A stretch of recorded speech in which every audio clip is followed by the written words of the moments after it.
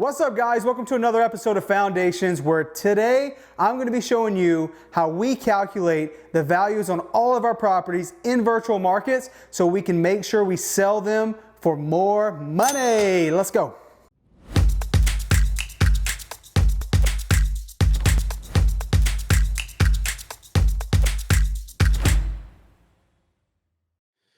All right. Welcome to my property comping layer.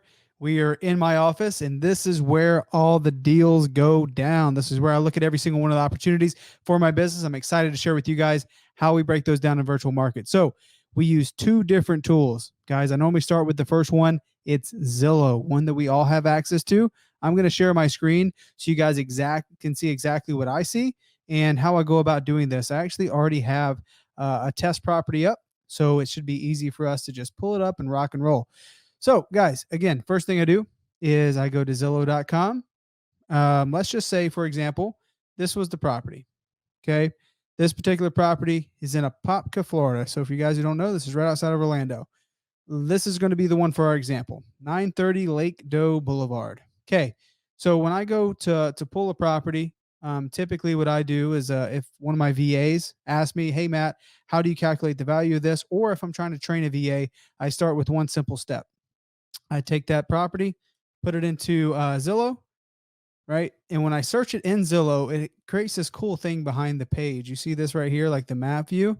That's what I really care about. I will look at the photos, see if there's photos. Okay, pretty basic stuff here. I want to look at that first because there is a 5-step process. There are 5 things that I care about when I view a property. Not what the Zestimate is, not what the bed bath is obviously very important, and the square footage. But there's 5 key things that I look at. Number 1 is the location of the property. When I go find properties that are like this, so my goal is to figure out what this property is worth on the open market if it was flipped, fixed up to that area's standard, right? So every area has a standard. Even here in Arizona, suburban, just planned urban development standard may be different than what you see in a really high-end neighborhood in Scottsdale or Paradise Valley. So I care about the area. Okay, what is that area like? What's the top end value of a property in that area? That's what I want to find. Okay, so number 1 is location. I care about the location of this property. I'll exit out of here. I see it's right here, this little nugget home.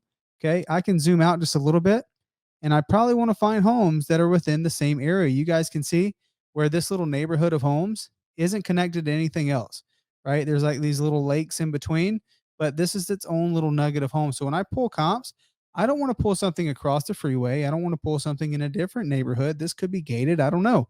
I want to find something that's in the same area. So using Zillow, I can just zoom out a little bit and find something in the location. Now, the second thing that I care about, guys, is the characteristics of that property, right? The characteristics of this property is its bed bath count, okay, and its square footage. And sometimes I care about the floor plan. Looks like this one has this is the master bath, so it does have a tub and probably a shower in here as well. The characteristics looks like it's an open floor plan. Let's look at the kitchen. Okay, I want to see the upgrade. So the kitchen is very basic. This is dated. Look how old these cabinets are. Look how old the countertops, nothing special. Okay, so I want to find something that is open like this, but hopefully I can find something that's been updated in the kitchen. And I can value that. It's like, okay, well, what happens if we remodel the kitchen? But if I can't find anything with a remodeled kitchen, then of course I'm not gonna, go crazy in the kitchen. I'm gonna leave it. If most of the comps are a little bit dated, probably gonna leave. If we fix and flip this property, I'm probably gonna leave it a little dated. Maybe just touch it up with some paint, make it look pretty. But there's no need to go above and beyond if the area doesn't support that. So I look at the characteristics. Okay. The next thing I look at is the amenities. Right. What does this home offer that other homes may not offer?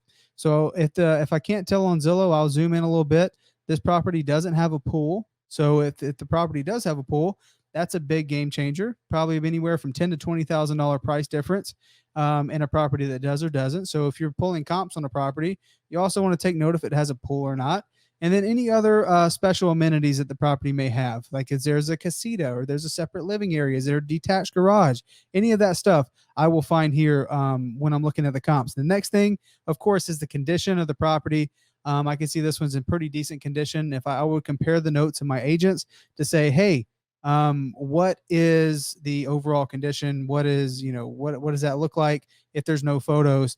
Normally I just assume that the property is going to need a full gut, but something like this, I could probably say, okay, well, if this property was sold recently, doesn't look too bad. We obviously need new carpet, update a little bit, but the condition of the property is not too bad. But I care about when I go to pull the top end value, I want to look at the photos. I want to find one that's been flipped. Okay. So condition's important. That's number 4. And number 5 is the quality of construction. So when I'm pulling the comps, the quality of construction, does it have the finishings? Do I need to get my property to like some high level?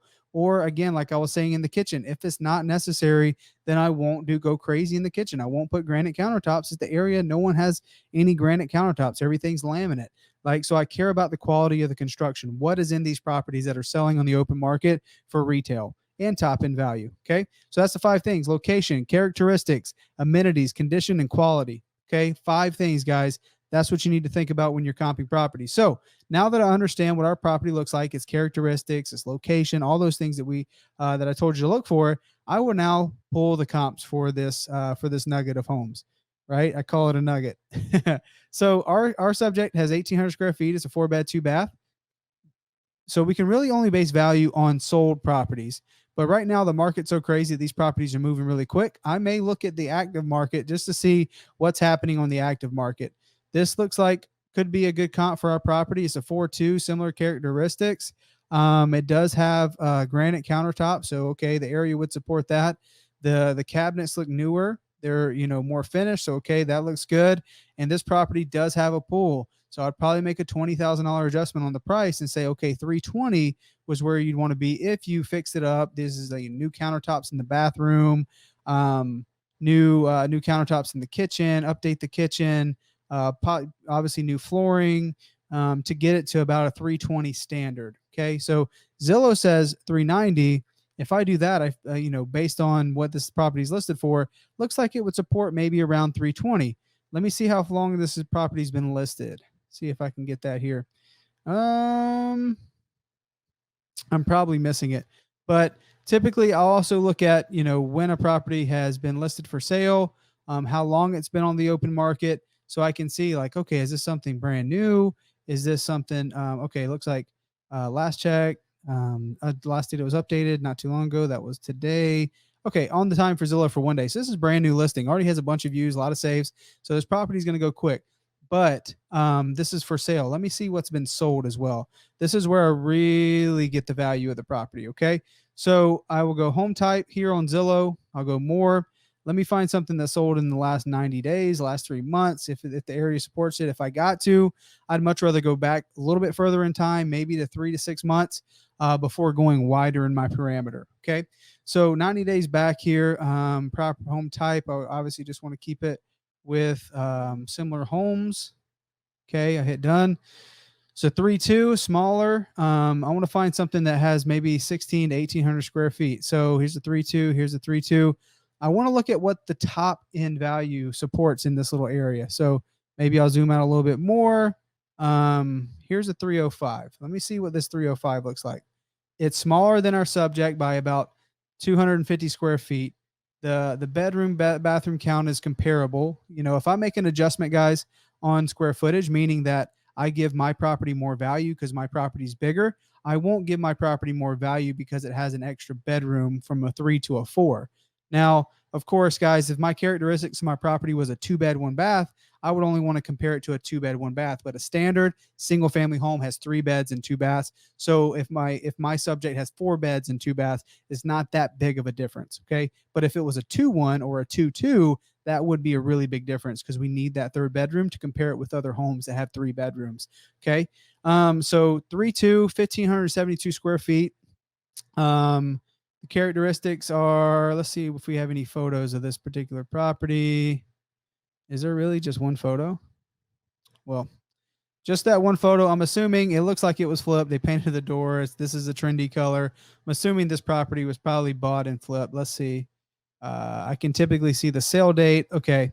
I guess they've owned it for 10 years and they went to resell it. It actually sold for more than what they listed it for. So there is not that much inventory in the area, is what it's telling me. Properties are selling more for listing, just like more than list price, just like most homes in the country right now. And didn't seem like they had an issue selling it. And it looks to be in good condition. So I know, I think 320 is that number. I think 320 is a number based on this house is 200 square feet smaller, sold at 305. There's the one that's really comparable on all the characteristics, bedroom, bathroom count, and square footage, but it has the pool. So I'm thinking I'm somewhere in between. Top end value of this property is going to be sitting around 320. So we make adjustments, guys. I actually have a PDF where I show all my VAs like, hey, if there's a pool, here's the adjustments. If this is a square footage, this is the adjustments. If there's a bedroom bathroom count, here's how you do the adjustment. Here's how you search. Here's how you go wider. If you guys want access to that PDF, I will put the link below, or you can send me an email, mattbeard@vahub.com. I'll be sure to get it to you. But guys, look, it's very simple. I first will look on Zillow. If I can't find enough information on Zillow, I will hop over to realtor.com. But ultimately, everything that I do and everything I need is just using that Zillow tool. And I can train a VA to do it for me as well. Makes it super duper simple and straightforward. And it helps me systemize my business in a way that, hey, before you bring a property for me to look at, I want you to pull the comps. I want you to look at it as well. Okay. So guys, very simple. If you got some value today and maybe you have some more insight on how to use Zillow, put it in the comment section below. We'd love to get your insight. And of course, ask some questions because I might feature it on Yo Matt next week. Thank you guys for hanging out with me, watching this video, and I will see you on the next one. Peace.